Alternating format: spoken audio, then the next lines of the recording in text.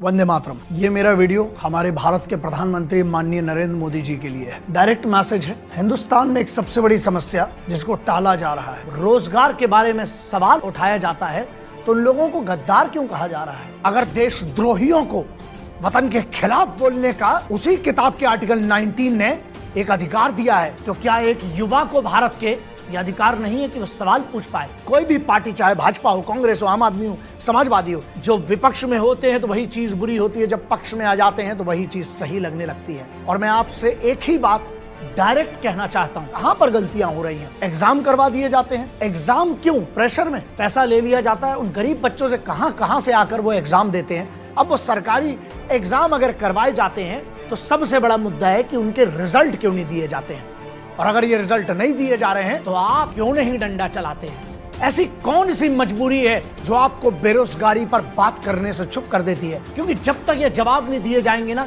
ये सवाल हवाओं में घूमते रहेंगे। आज भी इस देश में ना दो बहुत बड़ी बातें मानी जाती हैं, एक सरकारी नौकरी और दूसरा विवाह। क्या आपकी ही सरकार के कुछ लोग हैं जो भटका रहे हैं? मैं हमेशा सबसे कहता हूं कि ख्वाहिशें जिंदा रहना जरूरी है, वरना कल सुबह उठने का मकसद क्या होगा? सरकार जो आराम से कर सकती है, आपके लिए सिर्फ इतना सा काम है, आप अगर चाह लें, अगर पूरी सरकार चुनी हुई है, विपक्ष कुछ नहीं है आज की, सॉल्यूशन क्या है? सॉल्यूशन सीधा है, अकाउंटेबिलिटी निर्धारित करिए।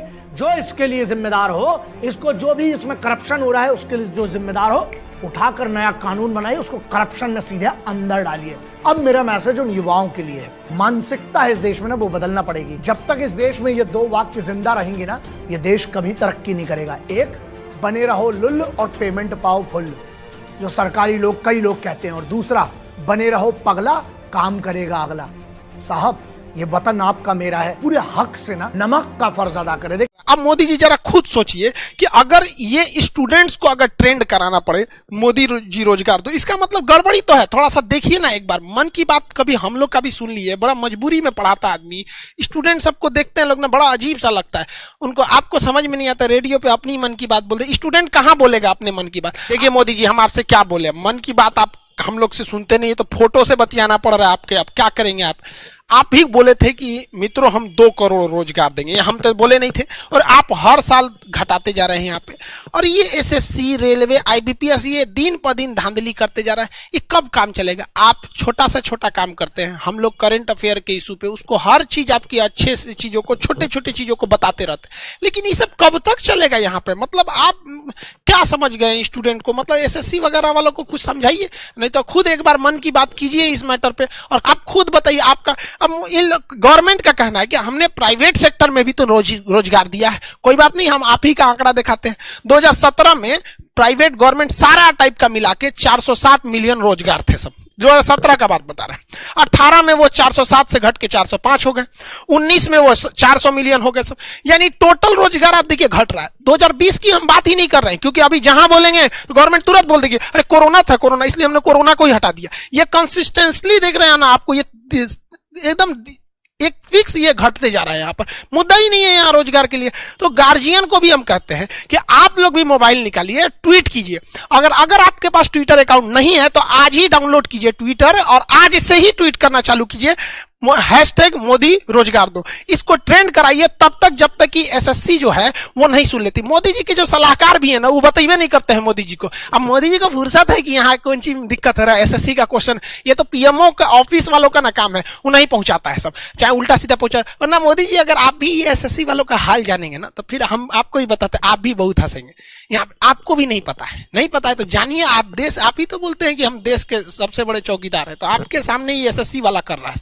2-3 लाख दीजिए, नहीं तो फिर आप ऐसे आंख बंद करके रखेंगे तो पूरी दुनिया देख रही है ट्विटर पे रोजगार मांग रहा है। भाई ये आपकी एसएससी का काम है जिसके लिए बनाया गया। तो गार्जियन को भी कहते हैं आप लोग भी समझिए, सबको ये ट्वीट करके 25 तारीख से पहले ही इसे 1 नंबर पर ट्रेंड करा के ले जाना। देखिए मोदी जी, हम आपसे क्या बोले, मन की बात आप हम लोग से सुनते नहीं है, तो फोटो से बतियाना पड़ रहा है आपके। अब क्या करेंगे आप भी बोले थे कि मित्रों हम 2 करोड़ रोजगार देंगे, हम तो बोले नहीं थे, और आप हर साल घटाते जा रहे हैं यहाँ पे।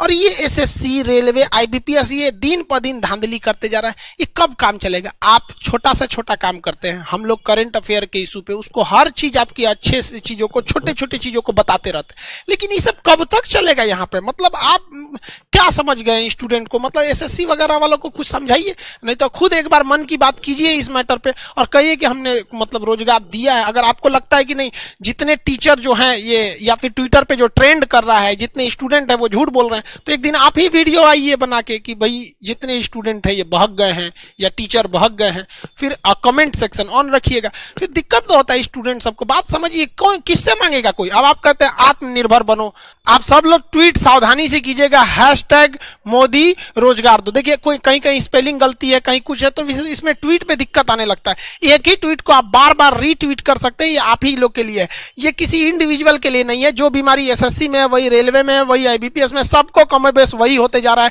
नॉर्मलाइजेशन करेंगे सब, किसी को कैसे भी करके चौपट कर देगा। इसमें थोड़ा सा ध्यान दीजिएगा। और स्टूडेंट